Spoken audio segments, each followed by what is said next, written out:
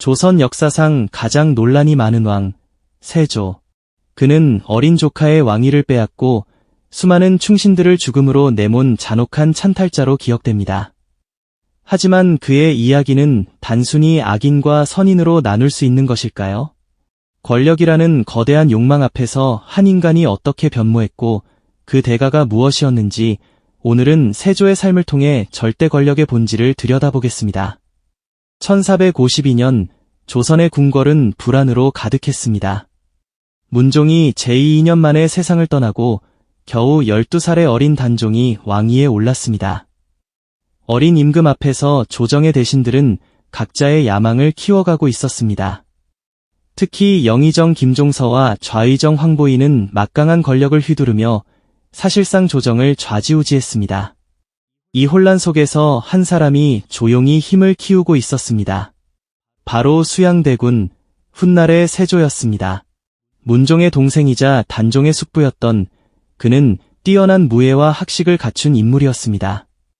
용상 뒤에서 조정을 바라보는 수양대군의 눈빛에는 복잡한 감정이 교차했습니다. 어린 조카가 신하들에게 휘둘리는 모습을 보며 그는 점차 확신을 굳혀갔습니다. 이대로는 왕실이, 나라가 무너질 것이라고, 그리고 자신이라면 이 나라를 바로 세울 수 있다고 믿었습니다. 수양대군은 신중하게 움직였습니다. 그는 한명회, 권람과 같은 뛰어난 책사들을 자신의 편으로 끌어들였습니다. 한명회는 냉철한 전략가였고 권람은 용맹한 무장이었습니다. 이들은 깊은 밤 은밀하게 모여 거사를 계획했습니다. 달빛도 없는 어두운 밤 촛불 아래에서 그들이 그린 것은 피로 물들 궁궐의 지도였습니다. 수양대군은 알고 있었습니다. 권력을 쟁취하기 위해서는 주저함이 있어서는 안 된다는 것을, 그리고 그 길은 피할 수 없이 피의 길이 될 것임을. 1453년 10월 10일, 역사는 피로 얼룩졌습니다. 수양대군이 마침내 칼을 빼든 날이었습니다. 계유정난, 조선 역사상 가장 잔혹한 쿠데타 중 하나가 시작된 것입니다. 그날 밤 수양대군의 군사들은 영의정 김종서의 집을 급습했습니다. 70세가 넘은 노신 김종서는 갑작스러운 습격에 당황했지만 끝까지 당당했습니다. 하지만 권람의 칼날은 무자비했습니다. 조선 최고의 명재상이자 북방개척의 영웅이었던 김종서는 그렇게 비참하게 생을 마감했습니다. 궁궐 안은 아비규환이었습니다. 황보인을 비롯한 주요 대신들이 차례로 숙청당했습니다. 칼날이 번뜩이고 피가 튀는 혼란 속에서 수양대군은 한치의 흔들림도 없었습니다. 그의 얼굴에는 냉혹한 결의만이 서려 있었습니다. 이것은 단순한 권력 다툼이 아니었습니다. 수양대군에게 이것은 나라를 바로 세우기 위한 불가피한 선택이었습니다. 적어도 그 순간만큼은 그렇게 믿었을 것입니다. 그리고 1455년 마침내 수양대군은 단종으로부터 선의를 받아 왕위에 올랐습니다. 15살의 어린 왕은 떨리는 손으로 옥새를 내밀었습니다. 단종의 눈에는 두려움과 절망이 가득했습니다. 자신을 보호해주리라 믿었던 숙부가 오히려 자신의 왕위를 빼앗는 순간이었습니다. 수양대군은 그 옥새를 받아들였습니다. 무거운 옥새였습니다. 권력의 무게만큼이나 그것을 얻기 위해 치른 대가의 무게도 함께 담겨 있었습니다. 세조로 즉위한 그는 이제 자신의 권력을 공고히 해야 했습니다. 하지만 저항은 끝나지 않았습니다. 오히려 더 거세졌습니다. 단종을 다시 왕위에 올리려는 복위운동이 곳곳에서 일어났습니다. 성삼문, 박팽년, 하위지, 이계, 유성원, 유응부. 역사는 이들을 사육신이라 부릅니다. 그들은 목숨을 걸고 단종의 복위를 도모했습니다. 하지만 계획은 사전에 발각되었고 세조의 반격은 무자비했습니다. 고문대 위에서도 사육신들은 절개를 굽히지 않았습니다. 임금은 단종 한 분뿐이다. 그들의 외침은 고문시를 울렸지만 세조의 마음을 움직이지는 못했습니다. 성삼문은 끝까지 세조를 찬탈자라 불렀고 박팽년은 죽음 앞에서도 당당했습니다. 그들의 가족까지 모두 처형당했습니다. 어린아이들까지도 예외가 아니었습니다. 세조는 뿌리를 뽑았습니다. 자신의 권력에 도전하는 모든 씨앗을 완전히 제거하기 위해서였습니다. 1457년 세조는 마침내 가장 고통스러운 결단을 내려야 했습니다. 단종을 죽이는 것이었습니다. 17살의 어린 전 임금은 영월의 청령포로 유배되었습니다. 강물로 둘러싸인 외로운 땅에서 단종은 쓸쓸한 나날을 보냈습니다. 그리고 그해 가을, 사약이 내려졌습니다. 단종은 조용히 사약을 받았습니다. 어린 왕의 마지막 모습은 처연했습니다. 그가 죽던 날, 영월의 하늘은 유난히 어두웠다고 전해집니다. 세조는 권력을 완전히 장악했습니다. 더 이상 그의 왕위에 도전할 자는 없었습니다. 신하들은 그 앞에 엎드렸고 백성들은 두려워했습니다. 그는 강력한 왕권을 휘두르며 조선을 통치했습니다. 직전제를 실시하여 육조가 직접 왕에게 보고하게 했고 군사력을 강화했으며 법전을 정비했습니다. 행정적으로는 유능한 왕이었습니다. 하지만 그 모든 업적 뒤에는 피의 그림자가 드리워져 있었습니다. 밤이면 세조는 꿈을 꾸었습니다. 아니, 악몽을 꾸었습니다. 김종서가 피를 흘리며 다가왔고 사육신들이 고문대에서 그를 저주했습니다. 단종의 어린 얼굴이 눈물을 흘리며 그를 바라보았습니다. 세조는 식은땀을 흘리며 깨어났습니다. 왕좌는 그의 것이었지만 평온한 잠은 그의 것이 아니었습니다. 점점 그의 얼굴은 굳어졌고 눈빛은 차가워졌습니다. 권력을 지키기 위해 그는 더욱 냉혹해져야 했습니다. 그러던 어느 날 세조의 몸에 이상한 증상이 나타나기 시작했습니다.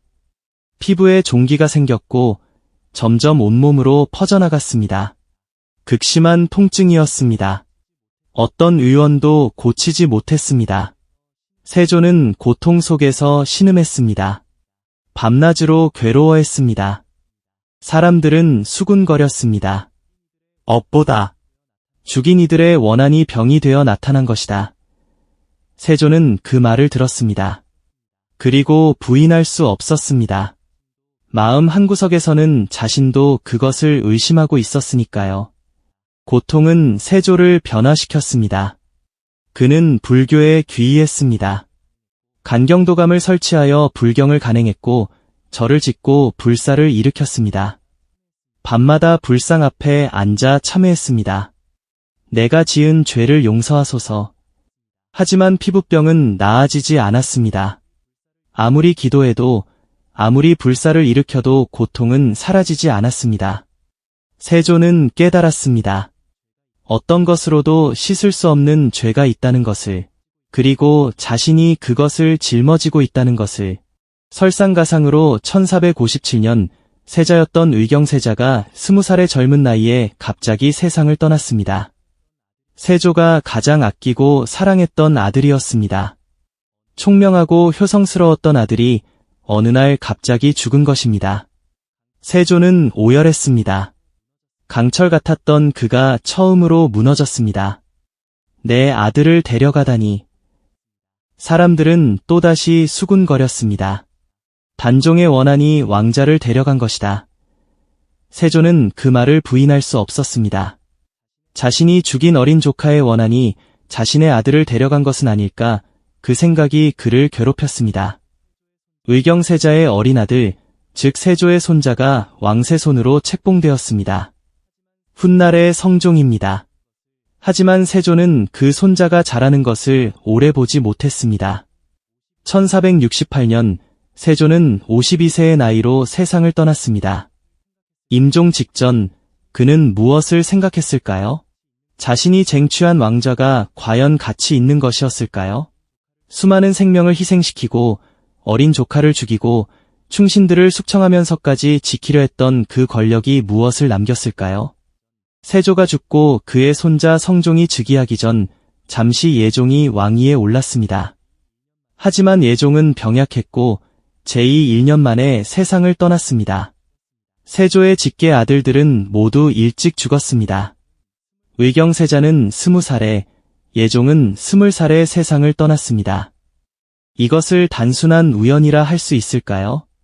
사람들은 세조가 지은 죄의 대가가 그의 자손들에게까지 이어진 것이라 믿었습니다. 세조의 치세를 평가하는 것은 복잡한 일입니다. 그는 분명 행정적으로 유능한 왕이었습니다. 왕권을 강화했고 법전을 정비했으며 군사력을 키웠습니다. 조선의 기틀을 다지는 데 기여한 것은 사실입니다. 하지만 그 과정에서 치른 대가는 너무나 컸습니다. 수많은 충신들이 죽었고 어린 왕이 비참하게 생을 마감했습니다. 그리고 그 피해 기억은 조선 역사의 깊은 상흔으로 남았습니다. 세조는 스스로를 정당화하려 했습니다.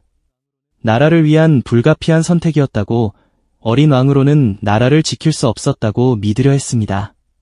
그리고 실제로 그렇게 믿었을지도 모릅니다. 하지만 밤마다 찾아오는 악몽과 온몸을 괴롭히는 병, 그리고 일찍 죽어간 아들과 손자들은 그에게 끊임없이 질문을 던졌을 것입니다. 과연 그만한 가치가 있었는가? 권력은 달콤합니다. 그것은 사람을 변화시킵니다. 처음에는 정의로운 명분으로 시작했던 것이 어느새 자신을 위한 욕망이 됩니다. 세조 역시 그랬을지 모릅니다. 처음에는 진정으로 나라를 걱정했을 것입니다. 어린 왕과 권력을 농단하는 신하들 속에서 흔들리는 왕실을 보며 자신이 나서야 한다고 믿었을 것입니다.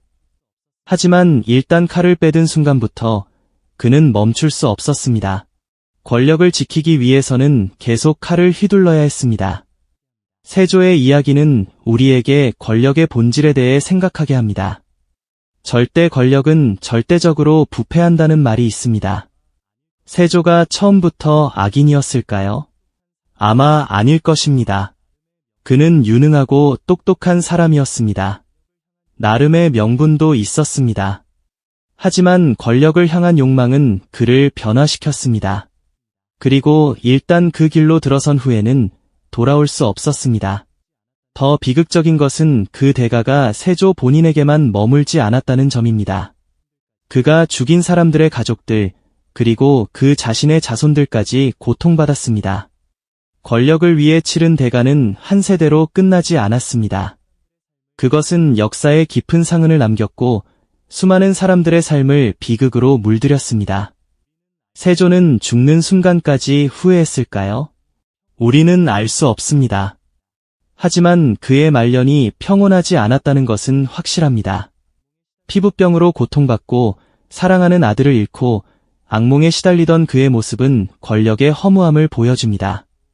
그토록 많은 것을 희생하며 쟁취한 권력이었지만 그것이 그에게 준 것은 고통과 외로움, 그리고 씻을 수 없는 죄의식이었습니다. 황량한 광릉 앞에 서면 세조의 영혼이 아직도 방황하고 있을 것 같습니다. 자신이 걸어온 길을 돌아보며 끝없이 자문하고 있을 것입니다. 과연 나는 무엇을 위해 이토록 많은 것을 잃었던가? 그 질문에 대한 답은 아마도 세조 자신도 찾지 못했을 것입니다. 권력을 얻었지만 인간성을 잃었습니다. 왕좌를 차지했지만 평화를 잃었습니다. 그리고 그 대가는 너무나 컸습니다. 세조의 이야기는 단순히 500년 전 한왕의 잔혹한 통치에 대한 기록이 아닙니다. 그것은 권력을 향한 인간의 욕망이 어떻게 한 사람을 변화시키고 얼마나 많은 비극을 낳는지를 보여주는 살아있는 교훈입니다. 절대 권력은 절대적으로 부패합니다. 그리고 그 부패의 대가는 단지 권력자 본인만이 아니라 수많은 무고한 사람들이 함께 치러야 합니다. 오늘날 우리는 어떤가요? 권력을 추구하는 것은 인간의 본성일지 모릅니다. 하지만 세조의 이야기는 우리에게 경고합니다. 권력을 얻기 위해 인간성을 포기한다면 그 끝에는 공허함만이 남을 뿐이라고. 아무리 큰 권력을 쥐어도 양심의 가책과 죄의식에서는 벗어날 수 없다고. 그리고 그 대가는 상상하는 것보다 훨씬 더 크고 오래 지속된다고. 세조가 남긴 그림자는 조선 역사에 깊이 새겨졌습니다. 그의 치세 이후 조선은 또 다른 격변을 겪어야 했습니다. 권력을 둘러싼 투쟁은 끝나지 않았고 새로운 비극들이 이어졌습니다. 세조의 시대가 던진 질문들, 권력과 정당성, 명분과 욕망, 그리고 인간의 한계에 대한 질문들은 오늘날까지도 우리에게 유효합니다. 역사는 반복되고 권력의 유혹은 여전히 강력합니다. 하지만 세조의 이야기를 기억한다면 우리는 조금 더 현명한 선택을 할 수 있지 않을까요?